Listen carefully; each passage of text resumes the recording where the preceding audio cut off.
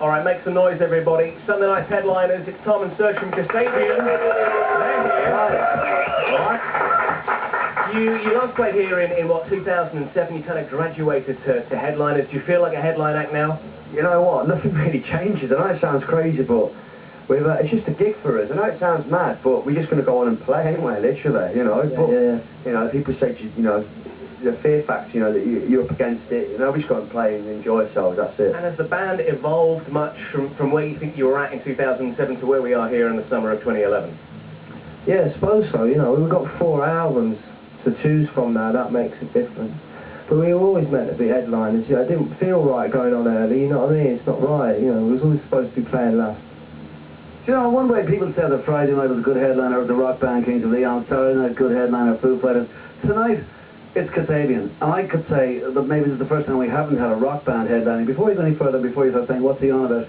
You've had Dan the Automator as a producer, hip-hop producer. You do a lot, for instance, on the computer, there's looping and sampling and all the rest of it, etc.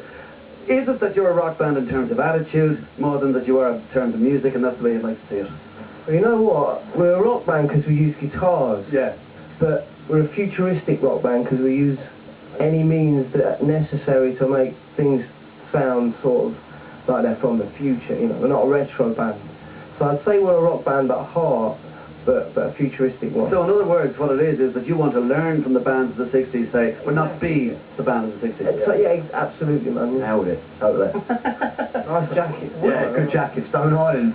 Would you be waiting out in the crowd all day? I mean, that's a tough one. What is your message to the fans? My message is, listen, I will personally come round to your house and give you a personal showing. Not in how I mean, a personal acoustic show. I love you, Dave. Thanks for, you know, sticking about, but I'll show it. Personal show. I mean a guitar show. The one bit I have to get all your names and email address and I'll thank you one-on-one person. That's fantastic. You know, God bless him for that. That is just, that's dedication. That is beyond dedication. We can see him sort of wrestling there, and there is this story that you're doing. What's this wrestling sitcom? Oh, no, we did like a, what's it called?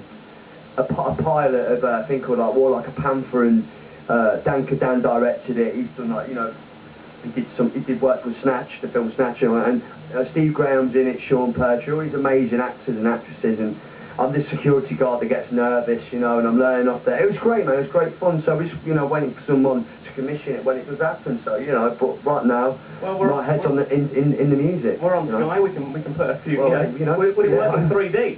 Well, it must work. Yeah, it's got to work in 3D. Listen, what is working is going to be the next album, which is the 4th album. Yeah. Is there any way at all that with the success of the 3rd one, the West Rider album, one of the things is you get the Q album of the year and you get #1 album, that when you sit down for the next one you say, we've got to be different this time. It's very important not to do the same thing. Yeah, I suppose. You know what, this kind of happened really quickly. Like, we were going to have a bit of time off, but the songs came really, really fast. So we had no time to sort of think too hardly, like what we're going to do next, or are we going to put an album out. So it just sort of happened, and then all of a sudden we're back playing live again. You know, it seems like it's been like since yesterday we were playing, you know.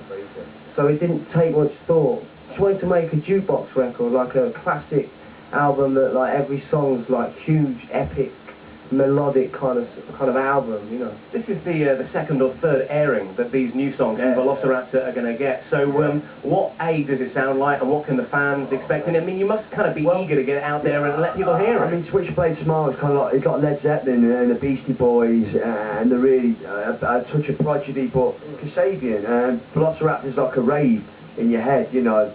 That's what I can really describe it as, you know. I'd say when we play live, we're heavy as Led Zeppelin, you know, we're really heavy. I read that it was a classic album, yeah, but it was also a sort of a heavy album, so it was like Eagles v Black Sabbath, something like that. That'll do, that's good, alright. You can have that quote for the CV. I'll nick it, yeah. Listen, they are Sunday's headliners. Let's give them a massive round of applause. Thank you. It's Kasabian, everybody. They're going to be on a little later. While we wait for Kasabian on the main stage, let's have a look at what this man has been up to.